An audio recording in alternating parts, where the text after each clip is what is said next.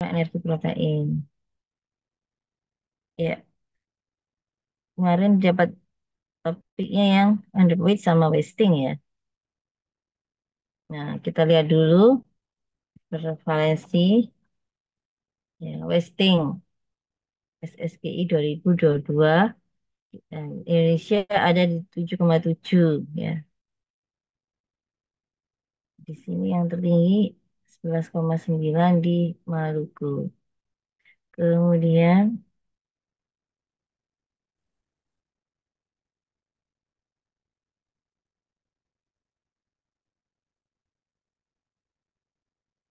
underweight ya 17,1 di Indonesia yang tertinggi di NTT. Kemudian, nah kita lihat ya, berdasarkan Peraturan Menteri Kesehatan Nomor 14 Tahun 2019 tentang pelaksanaan teknis surveillance gizi, ya, eh, berat badan kurang, ya, yang underweight tadi dinilai bukan masalah kesehatan masyarakat apabila prevalensi di bawah 10%. Tadi berapa prevalensinya underweight? Di bawah apa di atas 10%?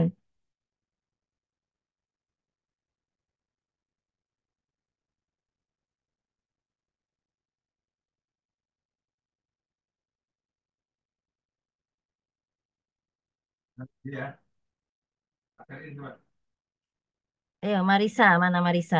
Maritza.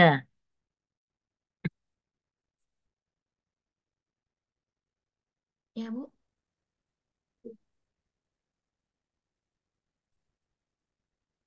Halo, suara saya kedengeran nggak? Gak denger, Mbak? Iya, Bu. Iya, tadi underweightnya eh, masih menjadi masalah kesehatan masyarakat apa sudah tidak menjadi masalah kesehatan masyarakat? Setahu saya masih jadi masalah masyarakat. Kesehatan masyarakat ya. Masih menjadi public health problem signifikan ya. Kenapa? Karena setahu saya masih di atas 10%. Ya, tadi sudah saya tampilkan ya. Sekitar 17% ya. Di Indonesia 17,1%. Jadi masih jauh dari di bawah 10%. Kalau yang gizi kurang ya, atau wastingnya, makasih Bapak dan Ibu. Mau Marisa, makasih. Samia ada Samia.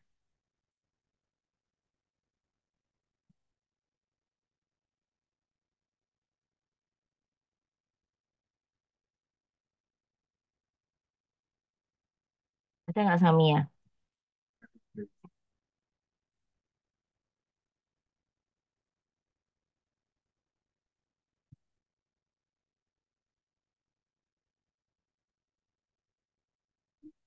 Ada Samia ya.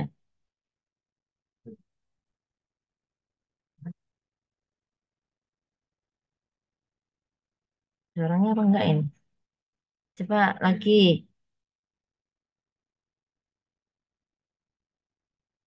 Sabita.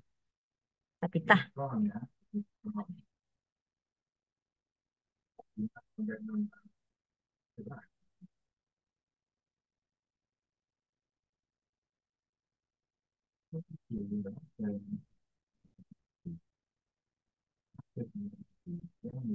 Ada juga Sabita. Hmm.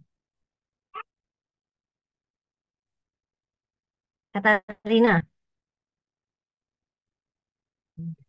Masih di atas 10%, Bu. Tadi kalau nggak salah 14%. Yang gizi kurang. Yang wasting, ya, Ya, yang ini loh. Ini kan katakannya 5%.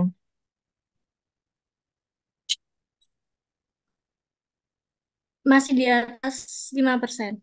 Ya, betul. Oke, tadi masih 7,sekian persen ya di Cuma Indonesia ya. satu. Ya, 7,1 betul. Nah, kemudian kita masuk ke programnya. Nah, programnya itu nanti kita mengacu pada konsep dasar proses asuhan gizi. di mana ada asesmen, ada diagnosis gizi, ada intervensi, dan ada monitoring evaluasi.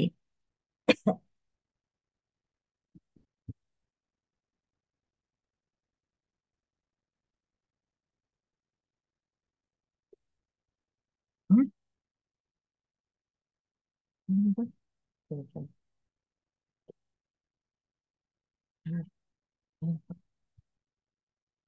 Oke, kemudian ya asesmen ini penilaian eh, atau pengkajian masalah, gitu ya. Kita mengumpulkan data yang sesuai dan terjadwal, ya. Mungkin data yang ada apa ya sebelum kita melakukan suatu program gizi atau program KEP tentunya ya, yang lebih spesifik lagi program misalnya wasting atau underweight, kita kumpulkan data yang ada. Kemudian lalu kita analisa atau interpretasi data dibandingkan dengan standar. Ya. Kalau kemudian misalnya eh, dari data yang ada itu tadi ya, mungkin contohnya berdasarkan probability significance. Jadi misalnya di sebuah desa atau sebuah kota itu wastingnya misalnya 10%. Nah, maka tentunya itu adalah masih menjadi public health problem yang eh, itu perlu diselesaikan. Ya. Kita bisa juga melihat dari dokumentasi, ya dari hasil bulan timbang dan sebagainya. Ya.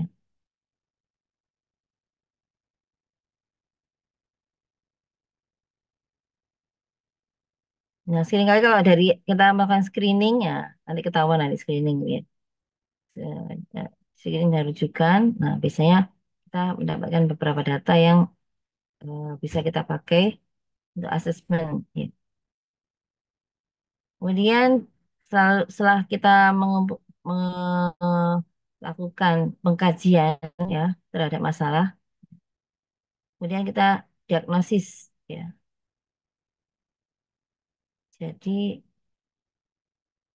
masalahnya adalah di sini misalnya ternyata overweight, enggak ini kita ternyata wasting ya, wasting sama underweight. Ternyata wastingnya ya masih tinggi, underweightnya masih tinggi ya. Lalu kita tentukan penyebabnya apa, kita tentukan tanda dan gejalanya apa. Nah, tentunya untuk menentukan penyebabnya ya, selain kita melihat teori-teori yang ada juga kita bisa melakukan wawancara kayak gitu. Atau berdasarkan literatur juga. Jadi semua mungkin bisa juga kombinasi ketiganya. Ya. Kira-kira apa penyebabnya. Lalu eh, tanda dan gejalanya apa. Jadi siapa tahu nanti juga ada edema. Ya. Kemudian lalu kita tampak kurus.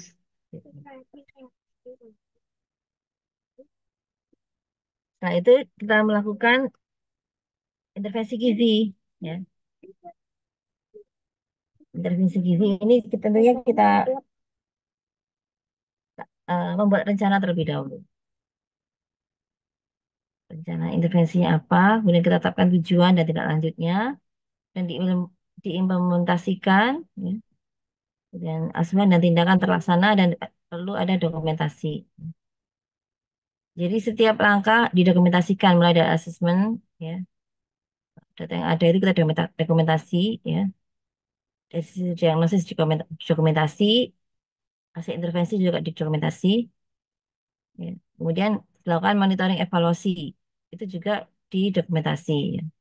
Nah, hasilnya ini akan menentukan kembali lagi masuk ke asesmen lagi ya. Apakah berhasil atau tidak ya.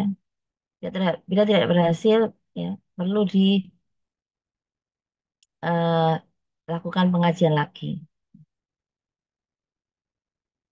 Nah, ini dokumentasi ini perlu sistem manajemen hasil lah, ya, outcome atau outcome. Sehingga nanti kita bisa tahu hasil intervensi kita ini ya berhasil sesuai dengan tujuan atau tidak. Jadi secara umum ya, eh, kita bisa memakai itu untuk program underweight dan wasting. Ya, program pencegahan, program penanggulangan underweight dan wasting.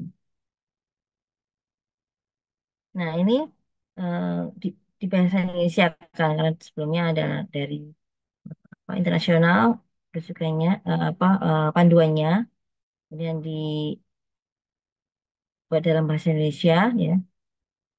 Ya, langkah satu pengkajian gizi, langkah dua diagnosis gizi, ya. Lalu langkah tiga intervensi gizi, langkah empat ONEF. Yang langkah dua ya ada domain asupan, domain klinis, domain lingkungan. Ini sama dengan seperti ketika kita melakukan konseling gizi ya. Ada domain asupan ya, kita melakukan recall, kemudian atau kita melihat pola makannya melalui food frekuensi. Lalu domain klinis ya, mungkin bisa ya melalui tanda fisik dan tanda klinis. Kemudian domain lingkungan mungkin dari perilaku, pola asuh, ya, dari kebijakan yang ada. Misalnya masalahnya terkait kenapa di sana banyak diare, ternyata lingkungannya ya yang memang mempengaruhi seperti itu. Itu kita masukkan ke diagnosis. Kemudian ya intervensi ya, intervensi ada bisa pemberian makan kalau yang misalnya pada balita gizi buruk kan ada itu program untuk pemberian makan pada balita gizi buruk. Kemudian ada edukasi gizi ya, nutrition education, ada konseling gizi, lalu ada koordinasi asuhan gizi. Oke. Untuk yang tadi belum ini ya, tadi lewat yang pengajian ini ya, ini sama seperti eh, juga di konseling ya, karena memang eh, kita mengacu ke asuhan gizi. Ya. Ada antropometri, data antropometri yang ada, data laboratorium yang ada, hasil pemeriksaan laboratorium, kemudian ada pemeriksaan fisik, ada riwayat gizi, dan riwayat kliennya.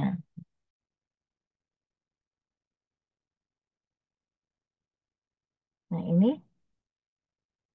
setelah ini bisa pengajian ini, pengajian ini bisa juga dilakukan ketika langkah satu maupun langkah empat ya.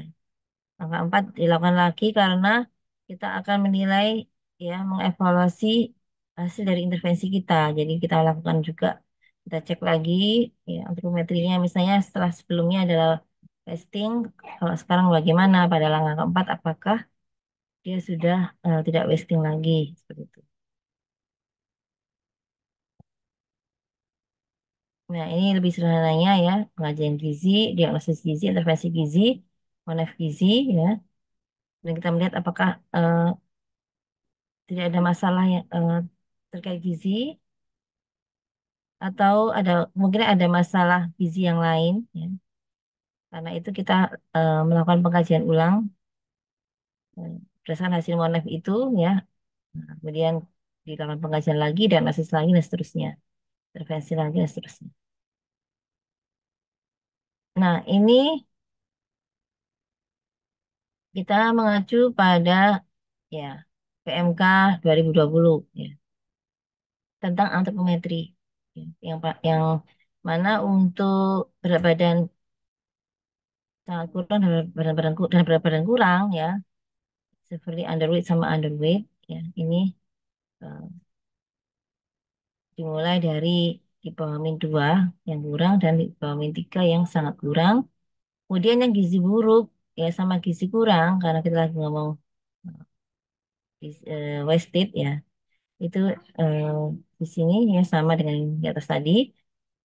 Selain itu ada lagi juga wasted ya sama severely wasted itu berdasarkan IMTU ya. Kita bisa pakai eh, keduanya. Ya, ini yang kita bahas ya ini yang lainnya Anda sudah tahu ada eh, yang lainnya seperti ada PBU atau TBU ya. Tapi kita sekarang bahas yang ini aja. Ini indikator untuk menentukan apakah seseorang mengalami fasting atau underweight.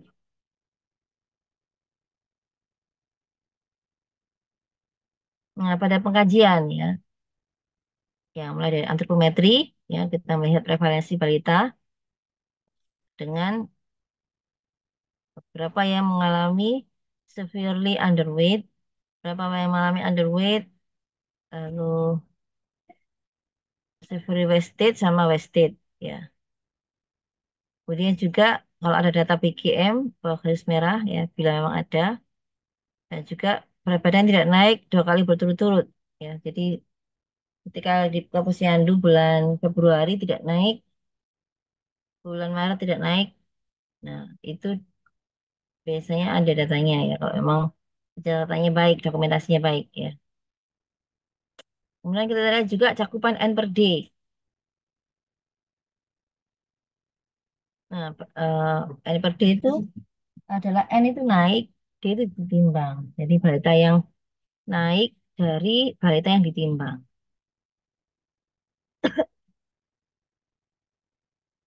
Ya, jadi kalau balita yang naik berat badannya adalah jumlah balita yang naik berat badannya dibagi jumlah seluruh balita yang ditimbang. Tapi kadang-kadang di posyandu itu ada yang bulan lalu nggak hadir, bolong-bolong gitu kan, sehingga nggak bisa diketahui dia naik atau tidak gitu ya. Karena datanya naik itu harus ada perbandingannya dengan sebelumnya, sehingga balita yang tidak ditimbang bulan lalu itu tidak diikutkan, plus balita yang baru ditimbang, ya mungkin dia baru ikut posyandu, baru bergabung, baru tercatat, nah itu juga nggak diikutin karena pastinya dia nggak punya data yang sebulan lalu. Jadi jumlah balita naik berat badannya dibagi jumlah seluruh balita yang ditimbang, dikurangi yang itu tadi syarat tadi, dikalikan 100%. Nah, mungkin dari situ kita bisa melakukan pengajian ya, misalnya kita kalau misalnya nih Anda termasuk bisa juga untuk eh, membuat latar belakang masalah ya, misalnya preskripsi. Kita melihat dulu besar masalahnya, prevalensinya ya.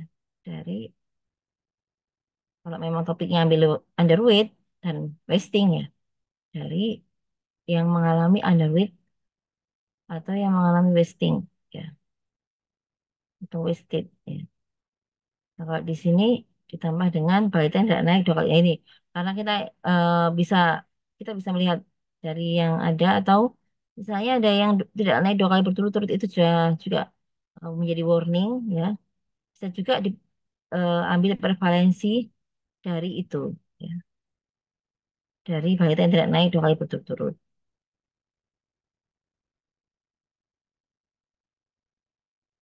Sehingga Anda melakukan program khusus karena misalnya cukup banyak ya balita yang di wilayah Anda yang atau yang akan Anda ambil itu Anda buat program itu yang tidak naik 2 kali berturut-turut sehingga itu penting untuk dilakukan intervensi. Sehingga Anda melihat data itu ya dilakukan pengkajian terhadap data tersebut. Kemudian kalau di masyarakat ya atau populasi biasanya memang jarang ya dilakukan pemeriksaan laboratorium. Yang saya ingin tahu mungkin ada kekurangan gizi yang lain gitu ya karena bergandengan dengan terjadinya misalnya gizi buruk. Nah, kalau Anda melakukan program khusus ya pada individu ya, program penurunan wasted ya, misalnya pada 10 individu gitu ya, 10 balita yang gizi buruk dan memang ada dananya untuk itu ya bisa dilakukan pemeriksaan laboratorium untuk menentukan kekurangan gizi yang lain sehingga bisa intervensinya bisa komprehensif ya. Nah, demikian juga dengan pemeriksaan fisik dan klinis ya bisa kalau memang ada ada datanya atau mau dilakukan ya. Misalnya karena populasinya kecil, itu bisa dilakukan. Tapi kalau misalnya sampai ratusan atau ribuan, ya mungkin bisa lakukan pengkajian dari data yang A tadi, ya antropometri. Karena dari apa kemudahan, ya, ya, itu bisa menggambarkan masalah gizi. Ya. Kemudian riwayat gizi. Nah, itu bisa juga dari riwayat gizinya, yaitu misalnya dari survei tentang PMPA. Mungkin Anda sudah punya datanya, survei PMPA di tingkat kabupaten atau kota sebagai analog atau gambaran. Ya. Bagaimana pemberian makan bayi dan anak di kota Surabaya, misalnya. Lalu hasil gambaran konsumsi food recall pada 10 rumah tangga di sekitar wilayah kasus gizi buruk yang ditemukan.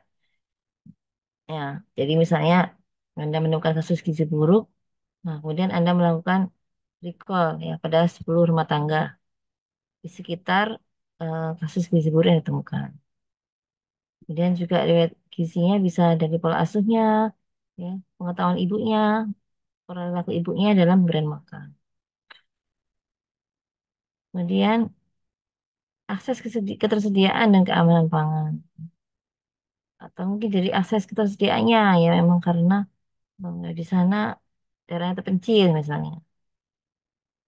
Atau mungkin dari keamanan pangannya, ya.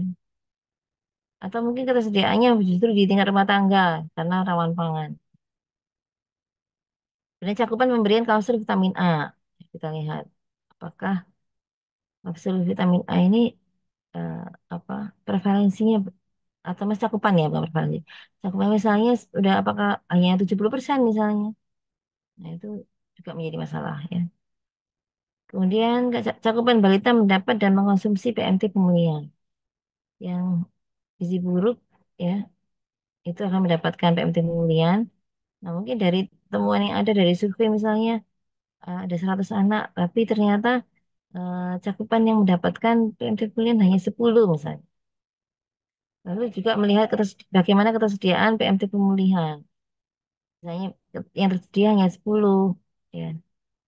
Tapi yang perlu diberikan itu lebih banyak ya. Itu juga perlu dikaji. Kemudian ketersediaan kapsul vitamin A di posyandu, puskesmas, klinik bersalin dan rumah sakit. Apakah ketersediaannya sesuai dengan jumlah daripada balita yang ada di situ. Nah, riwayat klien ya bisa melalui cakupan D per S. Ya. Jadi eh, balita yang ditimbang dari seluruh balita yang ada di eh, suatu desa misalnya. Kemudian data yang terintegrasi dengan indikator keluarga sehat. Nah, di indikator keluarga sehat itu biasanya juga terdapat data, misalnya yang pertama, cakupan balita yang diimunisasi dosis lengkap. Ya. Jadi kita bisa tahu, oh ternyata balita yang diimunisasi dosis lengkap itu hanya sekian persen. Misalnya. Lalu prevalensi atau proporsi keluarga dengan perilaku hidup bersih dan sehat.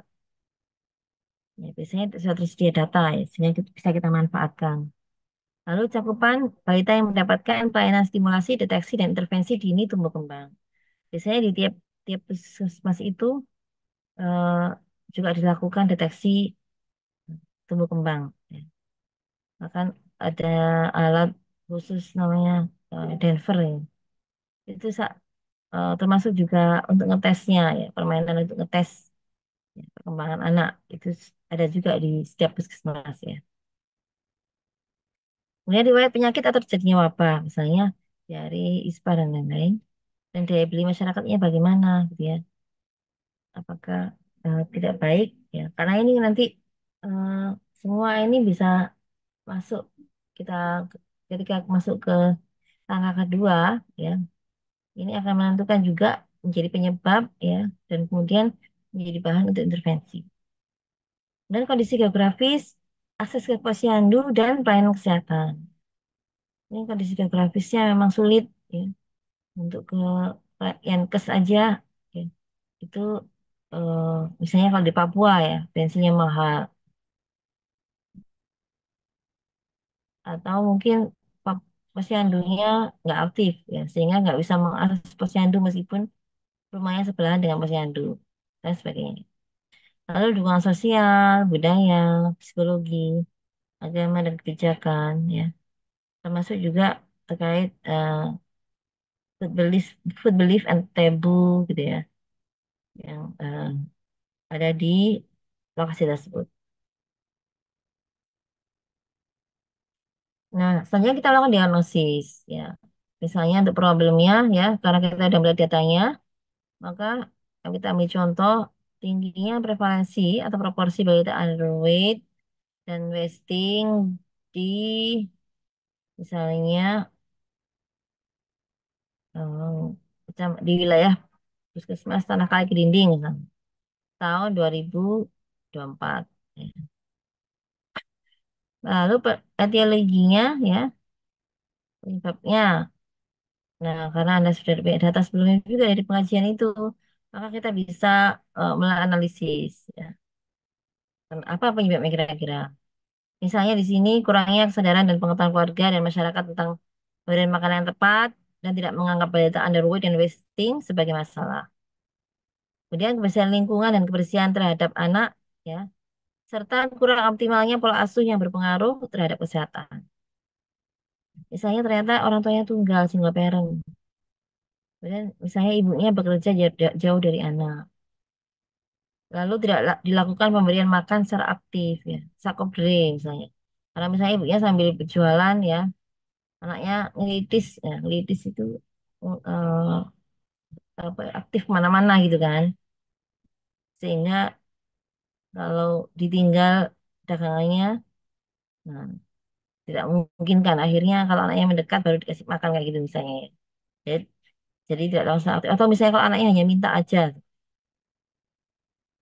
Kemudian kurangnya akses terhadap pasienkes dan dukungan tenaga kesehatan. Ya, nakesnya, kandungan nakesnya misalnya juga kurang. Jadi kalau dulu itu sering tuh ya ketika saya bimbing KKN tuh, terutama di kebetulan sih, nggak tahu kebetulan karena waktu itu di Madura ya. Itu seringkali bidan desanya nggak ada di lokasi situ, nggak tinggal di desa itu ya. Jadi juga tidak tiap hari juga datang ke desa itu gitu. Jadi sudah cuma satu, udah gitu sering tutup kayak gitu ya.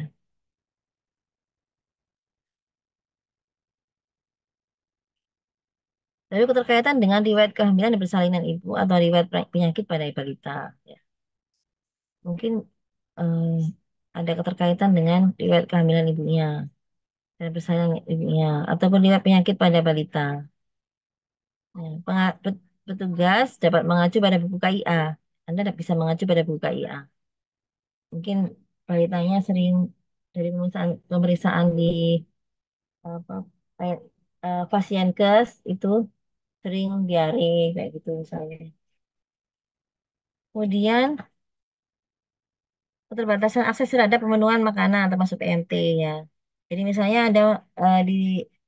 ada keluarga yang balita gizi buruk tapi dia belum ikut program eh, untuk penanganan gizi buruk misalnya. Jadi sehingga dia tidak mendapatkan PMT. Mungkin karena apa penduduk musiman atau tidak berKTP Surabaya misalnya. Nah, itu temuan-temuan itu bisa eh, Anda ambil untuk dilakukan untuk menjadi sebuah penyebab yang kemudian bisa dilakukan intervensi. Ya, ini masih etiologi ya, BS. Jadi banyak yang nggak apa itu yang belum sesuai ya. Misalnya kurang dukungan keluarga pada ibu balita, ya, kondisi sosial ekonomi dan budaya yang tidak mendukung. Kemudian kurangnya dukungan kebijakan pemerintah setempat, usulan kebutuhan tidak terakomodir dalam perencanaan mulai dari desa hingga kabupaten.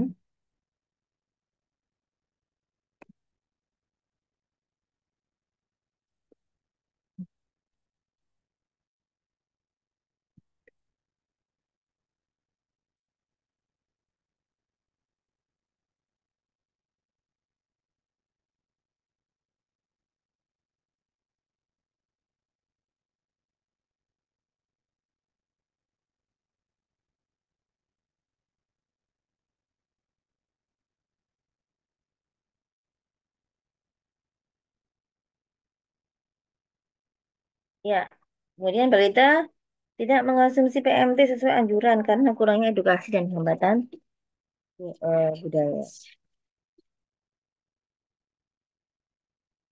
Jadi misalnya udah mendapatkan PMT, ya, tapi ternyata tidak dikonsumsi, ya, karena misalnya ternyata dibuat untuk keluarga, misalnya, atau mungkin ada hambatan budaya, ya, yang mungkin menolak, ya, PMT tersebut karena satu dan lain hal. Kemudian rendahnya cakupan kapsul vitamin A. Nah, itu bisa jadi tergantung dengan hasil pengkajian, ya. Ini beberapa contoh saja, ya. Dan simptom, sains simptomnya yaitu sesuai data dari pengkajian yang menjadi tanda dan gejala. Jadi, dari pengajian itu kita melihat tanda dan gejala eh, terkait wasting atau underweight, ya. Misalnya contohnya asupan energi pada balita berdasarkan recall di bawah 60% dari kebutuhan. Itu jadi tanda-tanda atau gejala sehingga akhirnya muncul wasting. Lalu praktek pemberian makan tidak sesuai dengan kebutuhan bayi, maksudnya kebutuhan baik dari segi bentuk, konsistensi, frekuensi, dan jumlah. Ya ternyata prakteknya yang tidak baik dan tidak sesuai, ya.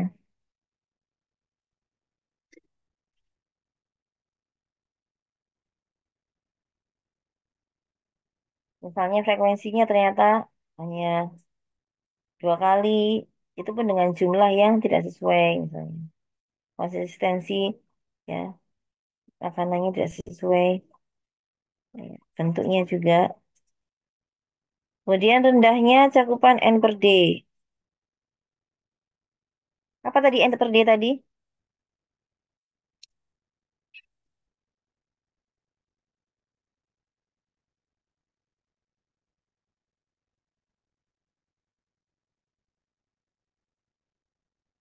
Ya, sambil ngecek, ya. Nisa, Nisha, ada Nisha.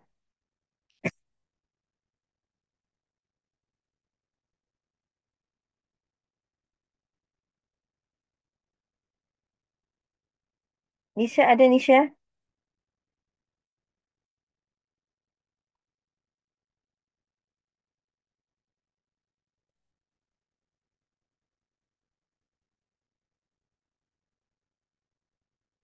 Nggak ada ya Nisha, ya?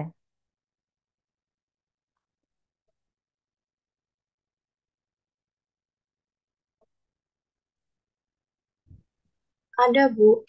Nah, oh yang ngomong bukan Nisha. Iya, Nisha, Bu. oh Nisha, oh iya, iya, iya, oke. Oh iya, iya, oke. Ya, tadi apa N per D tadi Nisha?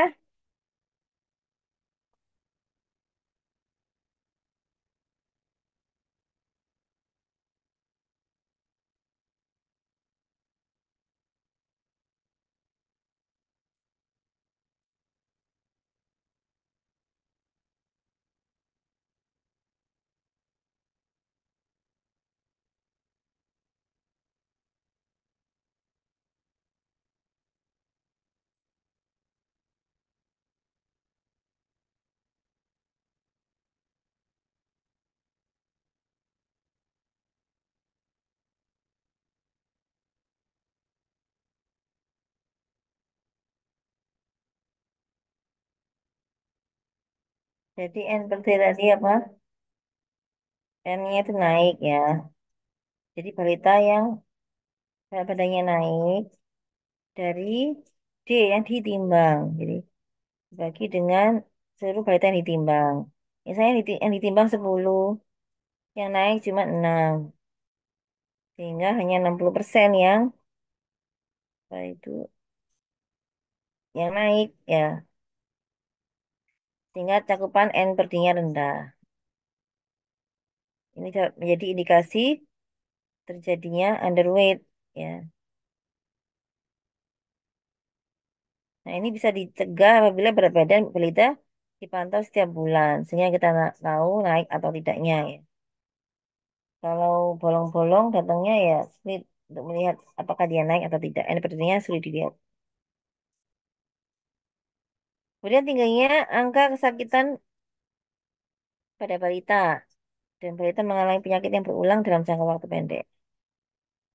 Yaitu berdasarkan pengajian misalnya, kan di pengajian itu banyak yang balita yang diperiksakan ke puskesmas, ke dokter ya, itu bisa menjadi eh, indikasi tingginya angka kesakitan ya pada balita.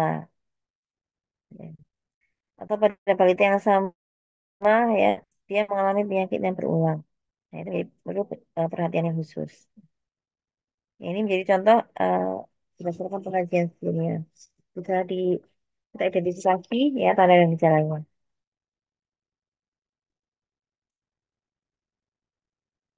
Nah, sehingga diagnosisnya adalah ya, contohnya ini ya, tingginya proporsi atau prevalensi balita wasting di wilayah kerja Puskesmas A tahun 2023. Ya, ini problemnya ya. P. Berkaitan dengan keterbatasan akses terhadap pemenuhan makanan. I-nya itu etiologinya atau penyebabnya. Kemudian ditandai dengan hasil survei terdapat eh, proporsi balita wasting sebanyak 20% dan survei konsumsi asupan energi pada balita kurang dari 70% AKG sebesar 60% ya. Itu adalah sign atau simptomnya. Jadi ini contoh secara sederhana ya, untuk menentukan diagnosis ya yang akan bisa menjadi pertimbangan untuk melakukan intervensi. Nah, selanjutnya kita masuk ke intervensi ya. Sehingga kita tentukan tujuan intervensi. Misalnya, menurunkan prevalensi balita underweight ya, dan wasting, ini wasting maksudnya ya, dari sekian persen pada tahun, misalnya dari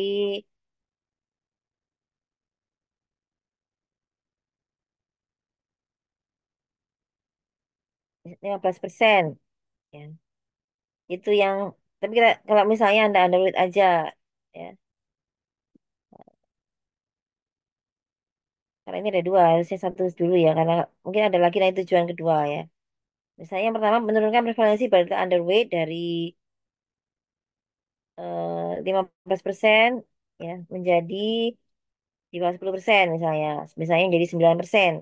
Jadi berapa tadi 15% pada tahun 2023 ya menjadi 9% pada tahun 2024. Lalu menurunkan prevalensi balita wasting ya dari 7% pada tahun 2022 2023 menjadi 4% pada tahun 2024. Kemudian menurunkan kasus balita underweight dan wasting dari ini jumlahnya, dari jumlah misalnya kalau Anda eh, di tingkat desa gitu ya, atau di tingkat kecamatan di Surabaya ya, atau di tingkat kelurahan ya, misalnya kasusnya yang semula 10 hanya jadi 5 ya selama 3 bulan dan selanjutnya tidak ada kasus baru ya. Dalam 3 bulan itu nggak ada kasus baru sehingga bisa diturunkan. Nah, bisa untuk pemberian apa untuk intervensinya ya karena ingin menurunkan tadi prevalensi ya dilakukan pemberian makan ya sesuai pedoman tata laksana anak gizi buruk ya itu diberikan formula ya F75 atau F100 ya F75 ini 75 kalori dari 100 gram kemudian ada yang F100 ya 100 kalori dari 100 gram untuk kasus balita gizi buruk ya sesuai pedoman tata laksana anak gizi buruk. Ya, pemberian formula 100 ya atau ready to use therapeutic feeding ya berbasis pangan lokal. untuk kasus gizi buruk tanpa komplikasi. Kemudian PMT pemulihan kepada balita kurus atau wasting ya. Tapi ini kurus itu kalau sekarang istilahnya gizi kurang ya. Kalau dulu wasting itu kurus dan jadi dulu itu istilahnya itu kalau yang wasting kurus, kemudian tapi kalau istilahnya sekarang jadi gizi kurang. Kemudian yang dulu itu gizi buruk itu yang underweight, yang BBU. Tapi sekarang gizi buruk yang BBPP ya.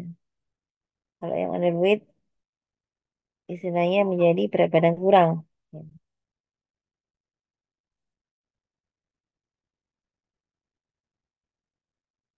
Kemudian pemberian multi mikronutrien ya, misalnya taguria jika tersedia. Kemudian pemberian kapsul vitamin A pada kasus balita gizi buruk ya. Jadi kita kalau emang ada balita gizi buruk karena ini topiknya gizi buruk ya, kita bisa mengacu ke pedoman tata laksana anak gizi buruk. Di situ sudah ada langkah-langkahnya. Nah, di sini ya. Nanti sini sudah ada. Anda nanti klik ya. Nanti saya berikan materinya. Nah, selanjutnya tadi kan pemberian makan ya. Kemudian intervensi bisa juga berupa edukasi. Anda sudah pernah melakukan edukasi ya pada semester sebelumnya ya. Tentunya kemarin juga melakukan pengajian juga nggak sih? Ya.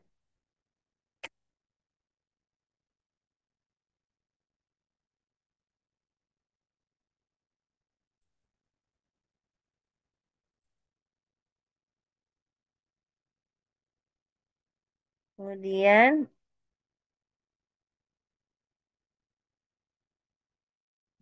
kemudian manfaat suplementasi PMT dan vitamin A, PHBS dan pemantauan pertumbuhan balita ke posyandu secara rutin.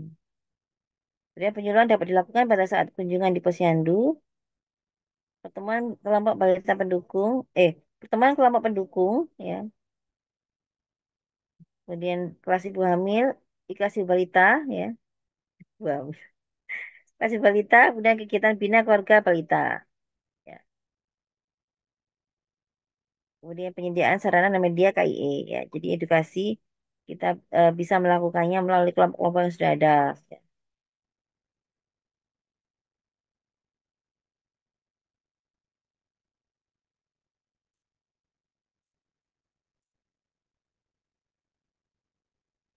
Nah, kemudian ada koordinasi asuhan gizi, ya.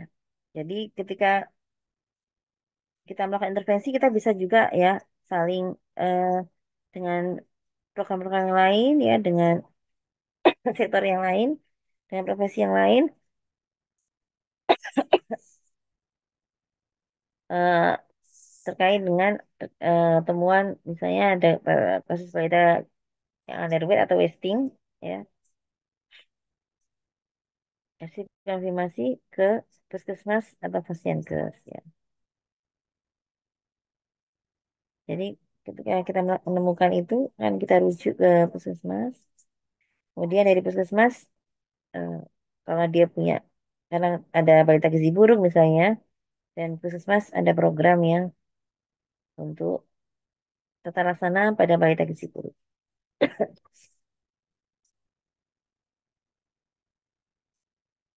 Nah, ini yang dimaksud ya, ada lintas program, ada lintas sektor.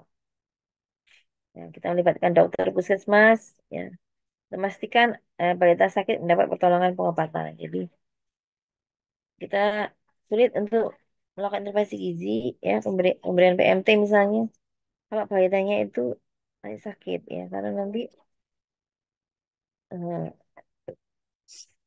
tidak bisa dimanfaatkan dengan tubuh dengan baik, ya, kalau kita berikan eh, apa PMT, sedangkan balitanya harus disembuhkan dulu, ya. Ya akan lebih efektif kalau kemudian itu ditemukan dan intervensi bisa dilakukan. Nah ini ya sudah ada pedoman juga tata laksana anak gizi buruk. Ya jadi kalau ada kasus balita gizi buruk plus komplikasi, ya misalnya ada penyakit khusus, ya maka perlu perawatan sesuai dengan pedoman tata laksana anak gizi buruk.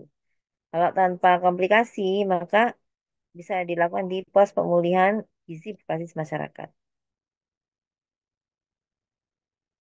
Nah, bisa bekerjasama dengan bidan atau pengelola KIA dan nakes yang lain ya, melakukan penyuluhan pemberian makan bayi dan anak, cakupan PMT dan kapsul vitamin A. Nah, bekerjasama juga dengan pengelola kesehatan lingkungan ya, nah, karena misalnya ternyata sering sakit dan ini terkait dengan kesehatan lingkungan.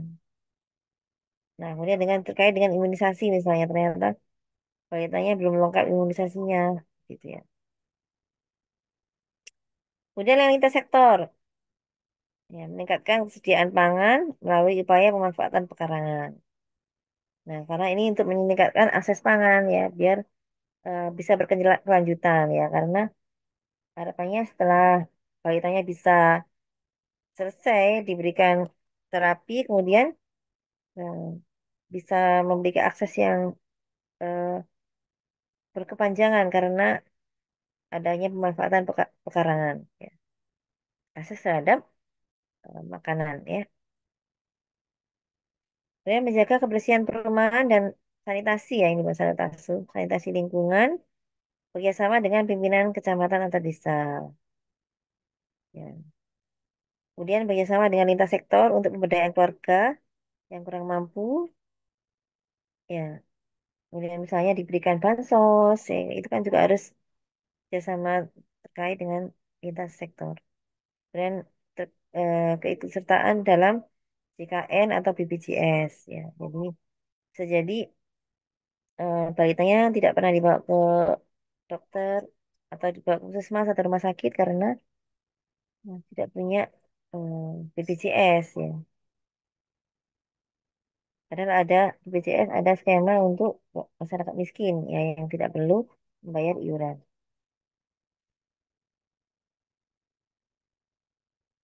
Nah, setelah kita melakukan intervensi, berbagai intervensi ya yang tentunya sesuai pengkajian yang sebelumnya telah dilakukan, kita melakukan monitoring evaluasi. Jadi misalnya kita monitoring ya bagaimana terselenggaranya penyuluhan tentang PMPA ya. Jadi karena semua harus didokumentasikan ya, kita bisa ngecek juga dokumentasinya ya. Siapa yang berapa persen yang hadir. Terus misalnya mungkin ada berita first test bisa kita lihat juga hasilnya ya gitu. Karena semua terdokumentasikan. Bagaimana juga pemanfaatan PMT dan vitamin A. Pemberian vitamin A-nya apakah semua balita sudah mendapatkan vitamin A. Kemudian bagaimana untuk juga untuk perilaku hidup bersih dan sehatnya. Lalu tentang penjelasan tentang pentingnya balita di bawah posyandu. Apakah misalnya DPRS-nya ada naik ya, data balita yang ditimbang dari seluruh balita yang ada itu lebih banyak yang datang ya untuk ditimbang ya. Jadi naik cakupannya. Kemudian memastikan ketersediaan PMT dan kapsul vitamin A. Ya. Apakah sediaannya sesuai dengan kebutuhan dan sebagainya. Terus, lalu bagaimana dengan ketersediaan sarana dan media komunikasi, informasi dan edukasi. Ya. Apakah eh, menarik ya, KIE-nya menarik, bisa dipahami dengan bahasa yang mudah kayak gitu dan lain sebagainya. Kemudian pemantauan kenaikan berat badan setelah mendapat PMT pemulihan. Lalu laporan asupan makan, kondisi kondisi balita, keaktifannya bagaimana, nafsu makannya bagaimana, ya, dari pos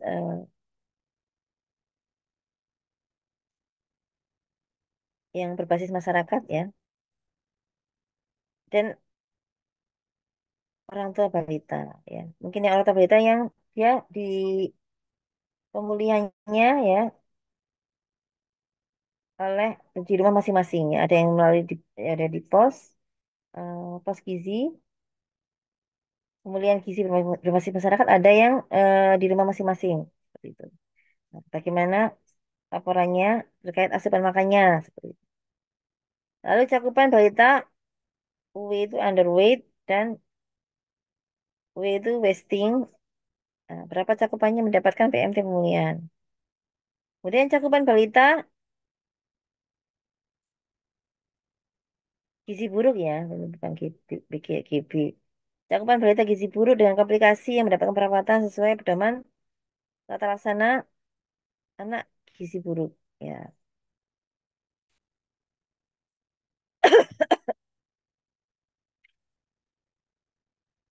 Kemudian apakah terjadi penurunan proporsi atau kasus balita underweight dan wasting ya setelah dilakukan intervensi.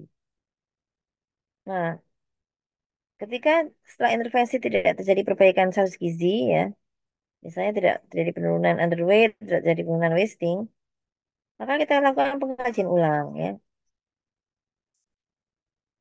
Ya, bila perlu balita dirujuk kembali ke puskesmas atau bahkan mungkin pasien kes yang lebih tinggi.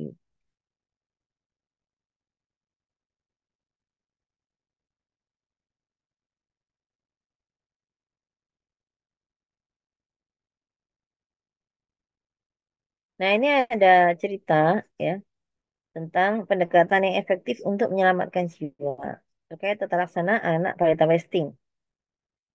Jadi sebelum adanya pendekatan pengelolaan gizi buruk terintegrasi, tata laksana anak gizi buruk hanya tersedia di rumah sakit kabupaten atau kota dan provinsi. Jadi anak gizi buruk sebelumnya itu di rumah sakit ya perawatannya. Dan dia anak itu tersebut tinggal di pasienkes, dirawat inap hingga beberapa minggu ya. Bisa kita bayangkan biayanya dan juga mungkin ibunya yang atau yang menjaga mungkin tidak bisa leluasa ya. Misalnya misalnya dia punya banyak beberapa balita, misalnya ada di rumah ada balita yang lain ya, dia tidak bisa mengasuh balita yang lain juga ya, mengawasi atau tidak bisa bekerja ya karena harus menjaga anaknya yang rawat inap. Jadi ada beberapa hal yang dari segi pembiayaan dari pemerintah maupun dari aspek ibu sendiri yang akan lebih baik bila bila memang bisa dilakukan secara rawat jalan.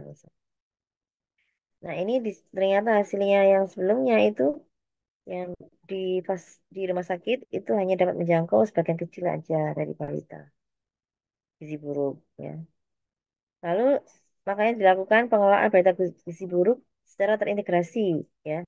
Diuji cobakan di NTT ya karena NTT kasusnya tinggi. Dan berdasarkan hasil uji coba ya dan bukti global menunjukkan bahwa pendekatan ini efektif. Di mana 85 sampai 90% balita gizi buruk yang ditemukan secara dini mendapatkan perawatan di layanan rawat jalan tanpa rawat inap.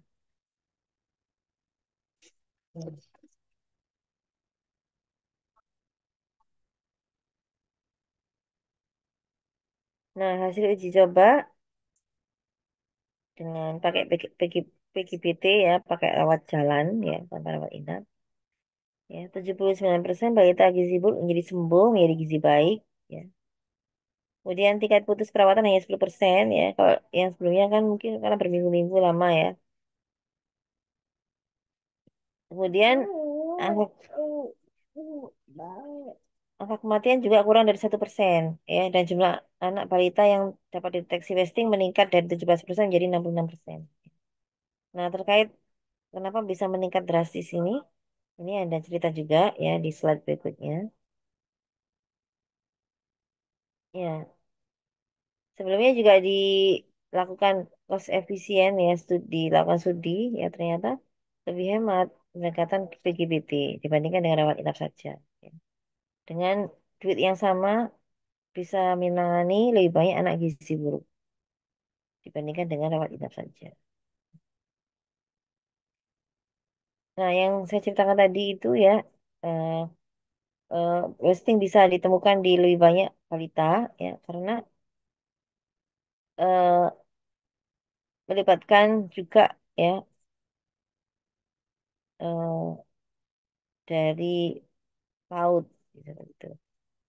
Jadi kan eh, selama ini pengukuran untuk wasting ya itu kan kita menggunakan weight for height ya atau weight for length ya.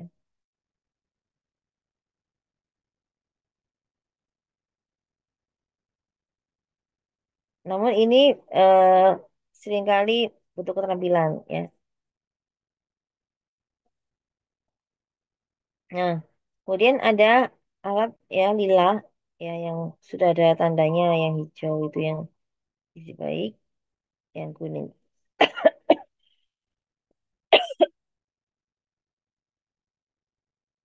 gizi kurang, kemudian yang merah adalah gizi buruk. Nah, kalau eh, tanpa penanda maka kita bisa ambil ya yang gizi kurang antara 115 sampai 125 ya. Sedangkan yang di bawah 115 termasuk eh, gizi buruk ya. Tapi kita sudah nggak perlu lihat itu ya karena sudah ada warna-warni pitanya yang sebagai penanda. Dan yang ketiga adalah bilateral edema ya. Jadi tanda ketiga dari wasting ya, ketika kita tekan ya pada kaki ya dan badannya si balita dengan cara kita ya itu tekan ya, dengan eh, jempol kita gitu ya. Selama 3 detik, sekitar 3 detik ya ternyata ada tersisa atau ya masih tertinggal ya bukan rasa yang tertinggal ya tapi eh, bekas tekanan dari jempol kita ya. Sehingga kita bisa mengidentifikasi terjadinya bilateral edema ya pada balita ini ya.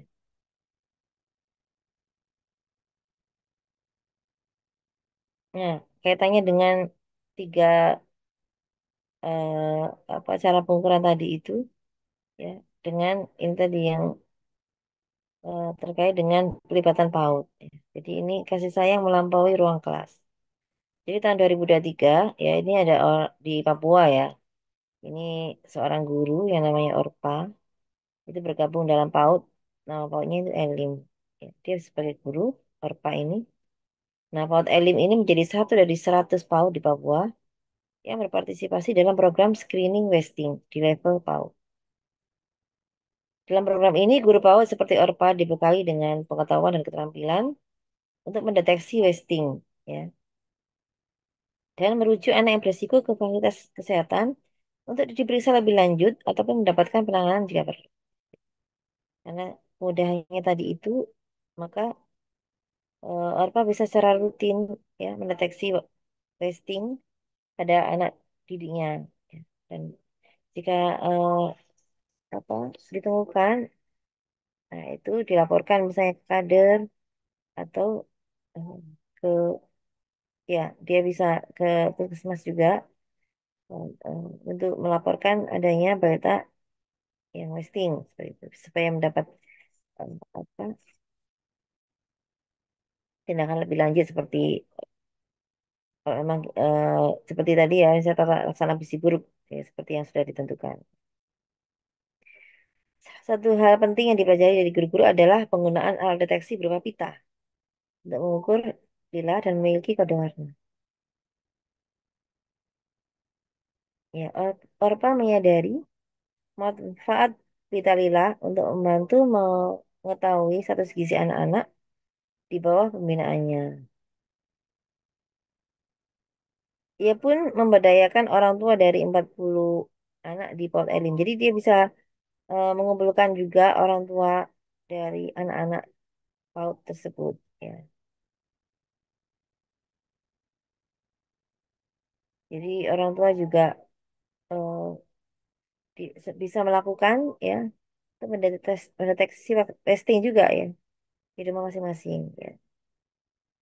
Dan diberikan eh, apa itu sampaikan ya tentang pentingnya mendeteksi lebih awal ini wasting. Sebagai contoh ya, setelah mengetahui bahwa pita lila Clarita itu murid PAUD-nya Bu Orpa, ya. Itu warna kuning ya Clarita ini. Maka Reni, orang tuanya Clarita membawa putrinya ke puskesmas. Jadi ibunya sendiri yang ibu daripada siswa TK tadi, PAUD tadi ya, itu membawa sendiri putrinya ke puskesmas. Nah, hasil pemeriksaan, Clarita mengalami wasting tingkat sedang. Atau moderate wasting ya. Kemudian tenaga kesehatan mengajarkan Reni cara memberikan gizi dan perawatan yang lebih baik dan memantau status gizi di rumah dengan Pita Lila. Serta mengingatkan agar Reni membawa putrinya ke puskesmas setiap bulan untuk dipantau pertumbuhan. Itu sehingga tadi akhirnya lebih banyak yang bisa terdeteksi ya, yang mengalami wasting dan karena tidak lagi di rumah sakit ya bisa menjangkau untuk merawat anak lebih banyak dengan biaya yang sama. Nah, itu tadi eh, terkait dengan program underweight dan wasting. Nah, ini adalah referensinya. Oke, ini sepertinya.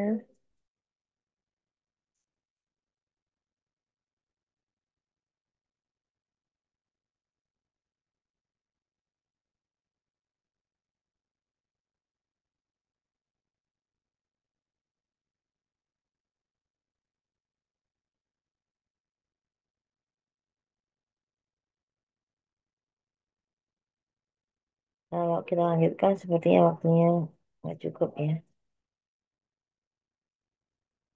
Untuk satu topik lagi mungkin bisa sore-sore lagi juga nggak apa-apa. Ya, Mbak Lina ya. Baik, Bu, nanti saya carikan jadwal lagi buat Ya, yang atau PM kalau selanjutnya. kelas mungkin hari Kamis atau Jumat itu mungkin agak longgar. Ya, mungkin ada yang tanyakan terkait program KIP. Kalau dari jadwalnya harusnya ada tugas ya, Mbak.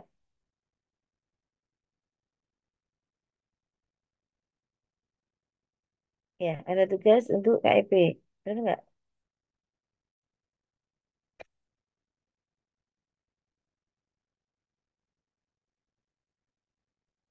Kenapa, Bu? Kalau dari jadwal yang ada, itu harusnya ada tugas ya untuk KIP. Kalau di kontraknya,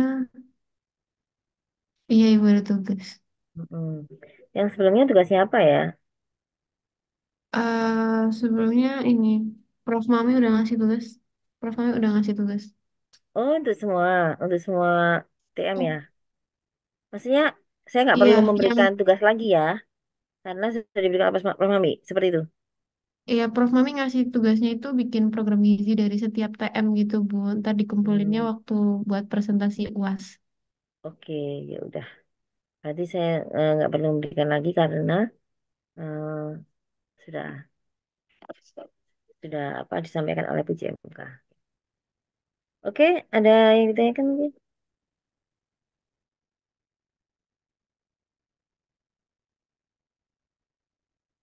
Sepertinya udah cukup itu. Kayaknya udah lemes banget itu Lina, suara mulu. Ya, ya. Oke, kan ini sebenarnya ada berapa sih mahasiswanya? Kok hanya 47 ya? Tapi ya presensi itu sudah sampai 71 gitu loh. Kan aneh tapi nyata ini.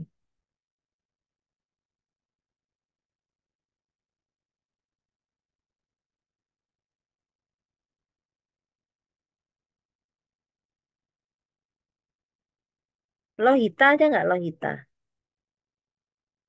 Ada, Bu. Oke, bagus. Benita,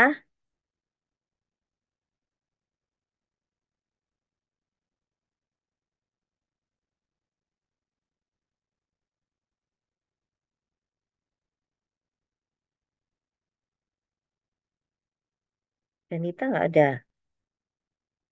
Ya ini enaknya di ini apa gabung setengah apa gimana ya enaknya? Kita sensi apa enggak ini? Soalnya tertulis 70 tapi yang hadir hanya 49 ya, 50. Nah, sekarang hadir lagi 51. 51 per saya maksudnya. Ya itu sih mungkin kalau memang memungkinkan ya kita offline aja ya Pak Gina ya. Ya ini lebih saya. Soalnya kalau offline nggak sesuai sama harinya tuh ruangannya nggak ada Ibu. Makanya Nggak ada. bingung. Bisa coba nanti Iya. kalau ternyata misalnya ada dosen yang di reschedule, nah, tapi ada ruangan dan misalnya saya bisa pakai schedule-nya itu, ya mungkin bisa ya nanti coba kita coba ya. Kalau enggak ya mungkin alternatif terakhirnya online lagi gitu ya. Oke, mungkin bisa itu aja ya. Karena udah mau jam 5 juga. Baik, kita akhiri dulu. Terima kasih. Mohon maaf. Wassalamualaikum warahmatullahi wabarakatuh. Waalaikumsalam. Terima Terima kasih, kasih Bu. Ibu. Terima kasih, Bu. Sama-sama.